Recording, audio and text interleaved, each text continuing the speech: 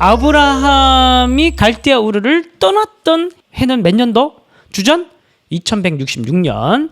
그러면 1장부터 11장까지는 그 태초부터, 창세기 창조 이야기부터 시작되니까 태초부터 주전 2166년까지가 되는 거예요. 그렇게 이제 잡을 수가 있는 겁니다. 창세기 1장부터 11장까지는. 자, 그래서 이때에 여러분들이 기억하셔야 될 역사적인 맥락은 수메르 문명. 수메르는 메소포타미아 남부 쪽. 이때부터 인류 이야기가 시작됩니다.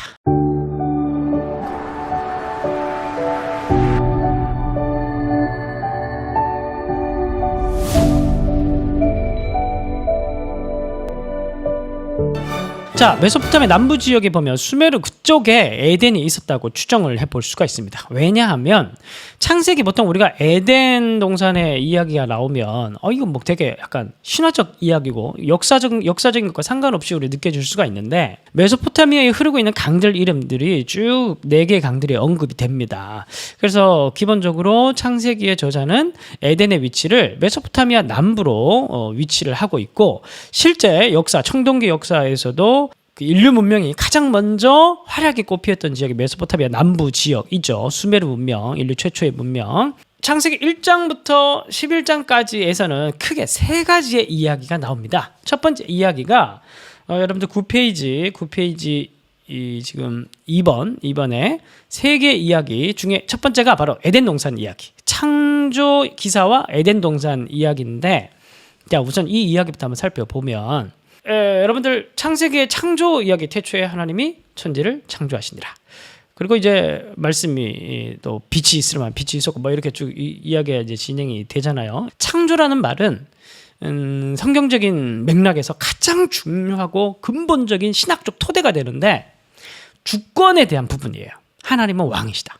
하나님은 주권자이시다. 그런데 그런 것이 단순히 이스라엘 백성들이라는 어떤 지역적이고 민족적인 신의 차원이 아니라 온 세상, 온 만물, 온 세계의 주인이시고 소유권을 가지고 계신 분이시다. 이제 그런 걸 선포하고 있는 선교적 맥락의 시작을 가지고 있는 게 창세기 1장이에요. 그래서 여러분 창세기 1장에 보면 말씀이 있고 그 다음에 빛과 어둠이 갈라지잖아요. 그죠? 이게 과학적인 이야기라기보다 그건 과학적이지 않다는 게 아니에요. 실제 있었던 사건이죠. 실제 하나님이 창조하셨고 근데 그보다 훨씬 더 근본적이고 훨씬 본질적 차원의 이야기는 뭐냐면 하나님이 말씀이 나가고 말씀이 떨어지는 곳에는 빛과 어둠이 나눠져요. 그죠? 그리고 질서정연하게 하나님께서 원하시는 삶으로 질서정연하게 새로운 창조가 일어나요. 그렇죠? 하나님 말씀이 있는 곳은 창조가 일어난다니까요. 그걸 강조하고 그런 하나님의 말씀의 능력들을 강조하고 그런 것으로 하나님께서 온 세계 질서를 만들어 가시고 존재를 창조하신 하나님에 대한 강조, 주권에 대한 강조, 능력에 대한 강조를 하고자 하는 게 창세기 1, 2장의 중요한 특징이라는 거예요.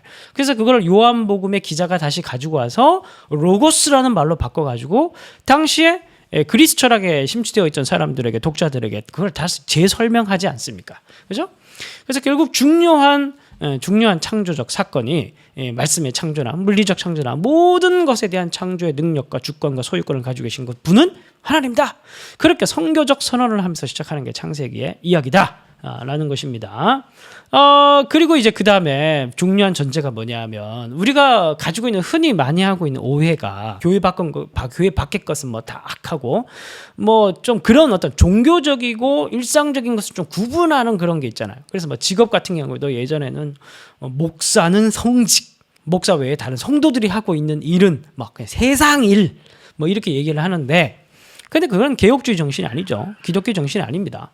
세상 모든 직업은 다 하나님이 주신 귀한 직업이고 그리고 이 세상에 존재하는 모든 자연 만물의 창조물들은 다 하나님께서 만드신 그런 귀한 선한 존재들인 거죠. 뭐 자연, 만물. 근데 눈에 보이지 않는 것도 다 하나님께서 만드신 선한 창조물이라는 사실 아십니까? 우리의 양심 아니면 우리가 가지고 있는 정의로움 우리가 가지고 있는 사랑, 뭐 이런 기본적인 것들, 인류의 이런 보편적인 태도들, 이런 것들을 다 하나님께서 만드신 창조하신 것들입니다. 그것이 이제 잠언이라든지 그런 지혜서들 보면 잘 나타나 있고, 중요한 건 뭐냐 하면은 이 하나님께서는 창조주이시고 능력자이시고 주권자이시고 소유권자이신데 그 창조주 하나님은 굉장히 선하시고 아름다운 분이셔서 그분이 만드신 이 우리가 살고 있는 토대를 두고 살아가고 있는 우리 이 세계는 모든 것이 다 선하고 아름다운 세계다라는 것을 초반에 딱 설명하고 전제를 딱 깔고 시작하는 게 성경이 가지고 있는 세계관이라는 거예요. 그게 기독교적 세계관이죠. 그런데 이제 우리가 좀 이원론적 세계관을 가지고 있는데 그건 잘못된 겁니다. 이원론적 세계관. 그런데 중요한 건 뭐냐면 그 시대 당시 사람들 입장 생각을 해야 되는 겁니다. 창세기의 독자들 그 시당 때 우상 숭배도 굉장히 심했거든요. 뭐 요즘도 심하죠. 요즘은 막 돈이 이제 신이고 무신론이 문제이긴 한데 그 시대 당시에는 뭐 무신론자는 별로 없고 그 시대 당시 사람들은 자연 만물들을 섬기는 그런 우상 숭배가 극심을 했죠. 달을 보고 난나, 그리고 태양신을 보고 뭐 샤마시 그러면서 이름을 붙여가지고 세상 그 눈에 보이는 광명체들에게 다 이름을 붙여가지고 그걸 섬겼단 말입니다. 성경에서 뭐라고 얘기합니까? 창조기에서 뭐라고 얘기합니까? 달은 달이고 태양은 태양이다. 광명체일 뿐인 거예요. 그냥 기능성 제품일 뿐인 겁니다. 기능성 제품. 그럼 그냥 하나님께서 창조하신 창조물일 뿐이다. 인간의 유익과 생명들의 유익을 위해서 하나님께서 만드신 기능성 제품들일 뿐이다. 근데 여러분 우리는 이걸 그냥 지금 현대인들은 아주 쉽게 받아들이지만 당시 고대인들에게는 눈에 보이는 그런 자연 만물들을 다 섬기기 위해서 고대인들에게 이건 엄청난 선언이에요. 엄청난 선언. 그리고 굉장히 선교적인 선포예요. 선교적인 선포. 그리고 이제 창세기 1에서 11장 나오는 게 이제 인간에 대한 이야기죠. 그러다가 6일 창조를 하시고 이제 마지막 창조에 이제 인간을 만드시는데 그리고 2장 3절부터입니까? 안식일에 대한 이야기가 끝나고 이제 다시 인간에 대한 창조 이야기가 나오는데 에덴 동산을 창조하시고 거기에 인간을 이끌어 오시죠. 그러면서 인간에게 하나님께서 뭐라고 얘기하냐면 에덴 동산을 잘 가꾸라고 얘기하시는데 거기에 나오는 히브리어 두 동사가 있습니다. 아바드하고 샤마르 하라는 표현이 나옵니다. 그건 무슨 말이냐면 이 표현들이 레위기서의 제사와 관련된 맥락에서 사용되어지는 표현이거든요. 그러니까 에덴 동산을 잘 가꾸라는 거예요. 인간의 사명을 왜 만들었는지 분명히 보여주고 있는 장면인데 우리가 하나님께서 만드신 세계는 보시기에 심히 아름다웠더라 그렇게 얘기하잖아요. 그러니까 아름다운 정원, 아름다운 꽃밭 같은 거야. 이 세계는 하나님께서 만든 이 세계는 본래적 세계는 아름다운 곳이야. 그런데 그 세계에는 뭐가 필요하냐면 정원사가 필요한 거예요. 아름다운 하나님의 정원에는 뭐가 필요하다고요? 정원사가 필요한 거야. 그래서 정원사를 만들어 놓고 너는 이 동산을 잘 마치 예배하는 마음으로 너희들은 잘 가꿔라. 이제 그렇게 얘기를 하시는 거예요. 그게 이제 창세기 1장에서는 이제 뭐 생육하고 번성하고 다스리란 말로 표현되어져 있는데 2장의 맥락에서는 아바드와 샤마르라는 표현으로 그렇게 되어 있습니다. 그리고 어쨌든 중요한 건 뭐냐면 인간을 창조하신 목적은 하나님의 동력자로서 부르시면서 독특한 사명을 주시는 그런 존재로 만드셨다라는 겁니다. 그래서 사실은 창세기 1, 2장에서 얘기하는 진짜 중요한 예배가 무엇인지를 가르쳐주고 있는 거예요. 제가 다시 말씀드리지만 에덴 동산을 잘 가꾸라는 그 동사적 표현을 레위기, 제사와 관련된 맥락에서 사용되어진 단어라고 말씀을 드렸습니다. 그러니까 우리가 정원사로서 하나님께서 만든 세계를 가꾸는 것, 우리 직업 아닙니까? 우리가 회사에 출근해서 우리가 공익에 이바지하고 매일매일 우리가 살아가고 인간이 만물의 영장으로서 하는 그 모든 긍정적인 활동들 파괴하는 거 말고 긍정적인 활동들은 바로 정원사로서의 일을 하는 거예요. 그것 자체가 무슨 일이냐면 예배라는 겁니다. 그 삶의 예배와 함께 또 나아가서 그 안식일에 대한 제정이 창세기 그 창조기사의 마지막에 있잖아요. 그 정원사들이 그 아름다운 일상의 예배들을 정원사들이 이제 하루를 기념하여서 빼가지고 하나님을 예배하고 쉬면서 창조주 하나님을 기념하는 그 시간이 있는 거예요. 그러니까 창세기 1장, 2장은 그렇게 창조 세계의 본질이 무엇인지를 아주 신학적으로 아주 체계가 정교하게 잘 정리가 되어 있는 본문이다. 이제 그렇게 말씀을 드릴 수가 있습니다. 그래서 세계는 예배 대상이 아니에요. 우상 숭배자들은 눈에 보이는 세계를 예배하지만 하나님께서 만드신 하나님의 백성들은 눈에 보이는 세계를 예배하는 게 아니라 눈에 보이는 세계를 잘 가꾸는 방식으로 예배를 드리는 거예요. 이해가 되시죠? 여러분 다시 이제 책을 보시면 11페이지 가봅시다. 11페이지 가보시면 필사할 본문입니다.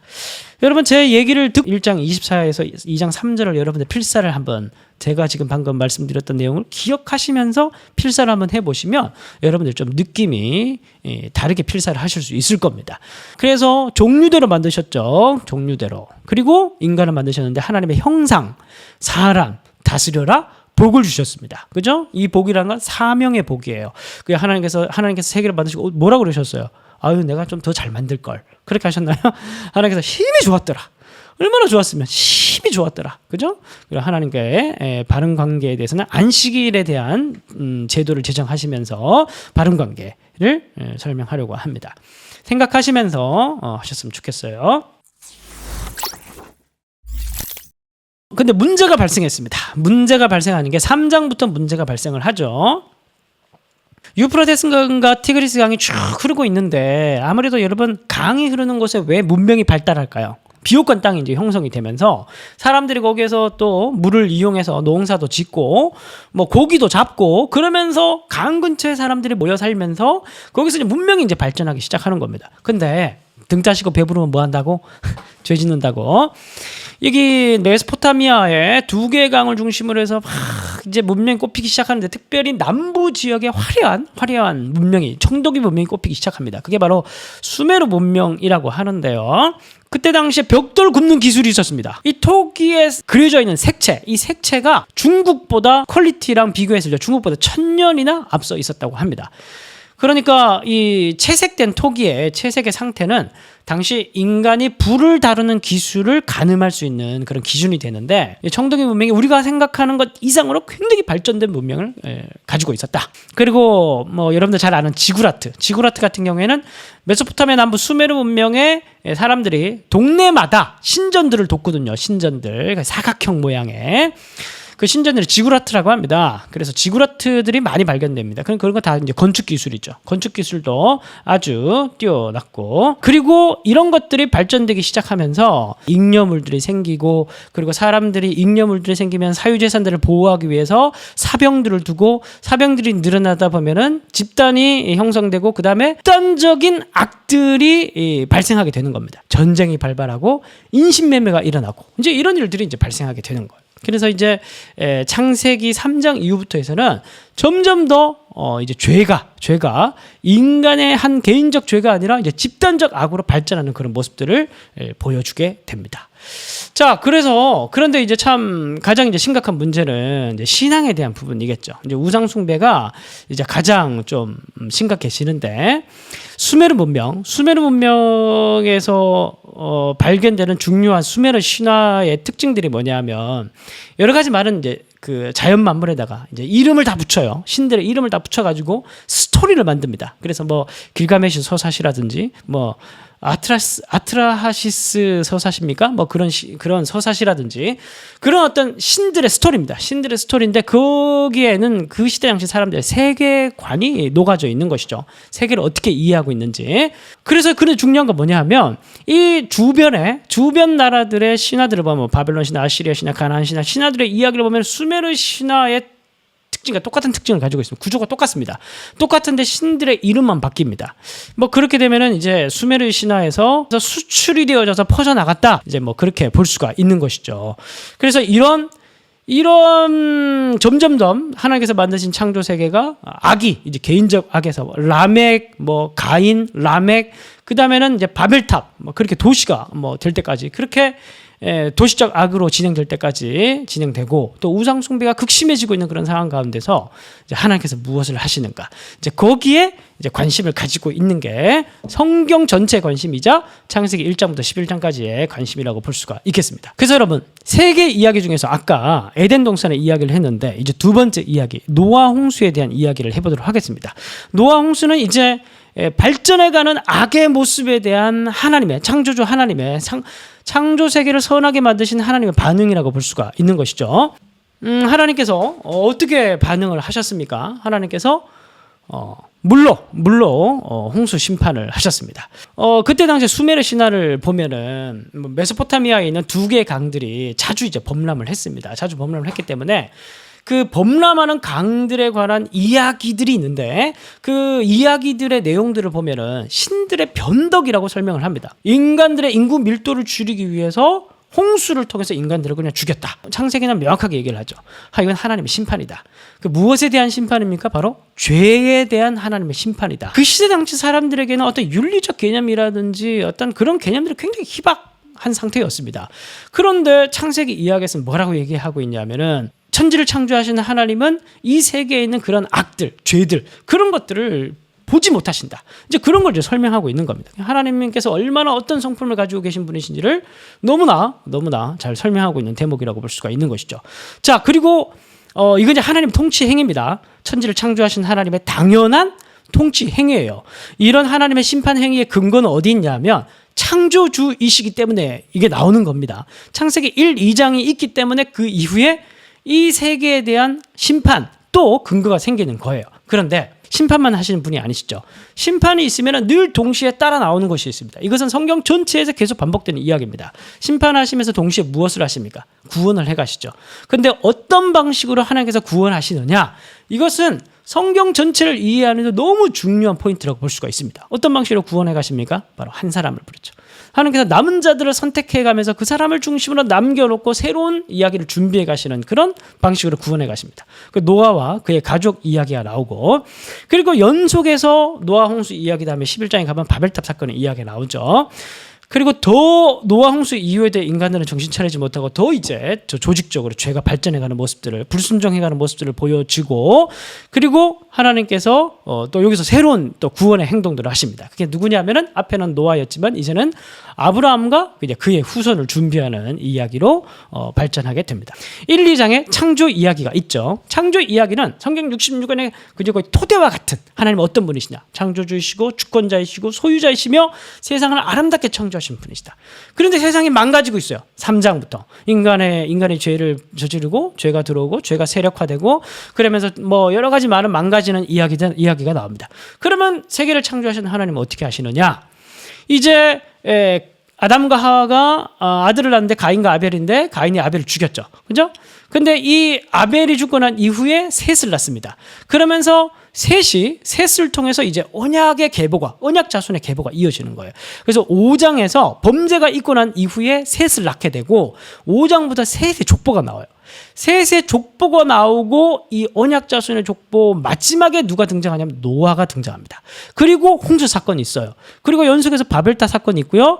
그리고 셈에 대한 이야기가 나옵니다. 그러니까 노아의 아들 중에 셈, 함, 야벳이 있죠. 그래서 셈을 통해서 셈의 족보가 나오고 11장에 셈의 족보가 나오고 바벨탑 사건 이후에 셈의 족보가 나오고 셈의 족보의 마지막에 누가 나올까요? 바로 김리환이 아니라 아브라함이 나오는 거예요. 그러면서 아브라함을 통해서 이제 그의 후손에 대한 이야기가 12장부터 쭉 이어집니다. 그러니까 결국 성경은 열방을 구속하고 열방을 회복하시기 위한, 망가진 창조 세계를 회복하시기 위해서 하나님께서 방법으로 뭘 하냐면 언약 자손들을 선택해서 그들을 통해서 구속 이야기를 해 가시는 그 이야기가 바로 성경이다 라고 얘기할 수가 있는 것이죠. 그래서 성경에서 제일 중요한 건 남은 자에 대한 이야기야. 남은 자. 선택 백성, 언약 백성들을 지키시고 보호해 가시면서 점진적으로 하나님의 구속 역사의 절정을 향해서 나아가는 직선적 이야기. 그게 성경 이야기라고 볼 수가 있습니다. 그래서 1장부터 11장까지 읽을 때 족보가 나올 때 딱 긴장해서 봐야 돼요. 족보 나올 때. 이제 셋의 족보. 그다음에 셋의 족보의 마지막은 노아. 그리고 범죄가 일어나고 그다음에 남은 자 노아가 되죠. 그다음에 셈의 족보가 나오고 그다음에 아브라함이 나오면서 아브라함을 통해서 하나님께 새로운 이야기를 시작합니다. 자, 그리고 이제 아브라함, 이삭, 야곱, 요셉, 그리고 족장 이야기 쭉 있죠. 이건 단지 혈통이 아닙니다. 똑같은 자식이라고 하더라도 그 자식이 다 언약 백성이 아니에요. 그죠? 뭐 에돔과 야곱 중에 에돔 맞습니까? 에서와 야곱 중에 에서는 버림받고 야곱을 선택하지 않습니까? 그런데 그 선택이라는 게 전적으로 하나님의 은혜죠. 이 사람들이 뭐 야곱이 뭐 특별히 신앙이 좋은 양반이 아니잖아. 나중에 뭐 신앙이 좋아졌는지 모르겠지만, 그러면서 이제 족장들의 이야기가 이제 쭉 진행되는데, 여기서 중요한 건 뭐냐면은 마지보다는 둘째, 그리고 의외성이죠. 그리고 하나님의 전적인 선택, 그죠? 그러면서 이 사람들이 점점 변화되어져 가는 이야기. 뭐 아브라함이 처음부터 믿음이 좋았습니까? 나중에 점점점 믿음이 좋아지죠. 어디까지? 22장에서 자기 아들을 하나님께 바칠 정도로. 그래서 여러분 이 약속의 자손들의 이야기가 중심으로 쭉 창세기에서 진행되는데 이 자손들의 이야기에서는 예수님의 모티프가 조금씩 다 들어 있습니다. 뭐 아브라함도 마찬가지고 뭐 이삭, 요셉도 마찬가지고 다 예수님에 관한 모티프가 다 들어 있습니다. 특히 뭐 요셉 이야기 같은 예수님의 모티프가 예수님의 그림자가 아른아른 거리죠. 이삭도 모리아산에서 바쳐지는 모습, 순종해서 따라 올라가서 제단에 드려지는 모습, 그 이삭의 모습에서 예수님의 모티브를 발견할 수 있지 않습니까? 그러면서 여러분들 이 약속의 자손 셋, 노아, 셈, 아브라함, 이삭, 야곱, 요셉 쭉 이어지는 약속의 자손들의 여러분들의 스토리의 맥락들을 쭉 유심히 보시면서 예수님을 기억하시면서 여러분들이 창세기 1장부터 50장까지를 읽으시면 되는데, 자 여러분들 몇 장 가보시냐면 10장 가보십시오. 10장이 아니고 10페이지 가보시면 창세기 1장부터 50장까지 표시하게 돼 있죠. 표시하게 돼 있습니다. 여러분들이 해야 될 과제는 통독 과제는 창세기, 필사 과정은 창세기 1장 24에서 2장 3절까지 다음 주 이 시간까지 오시면 되겠습니다.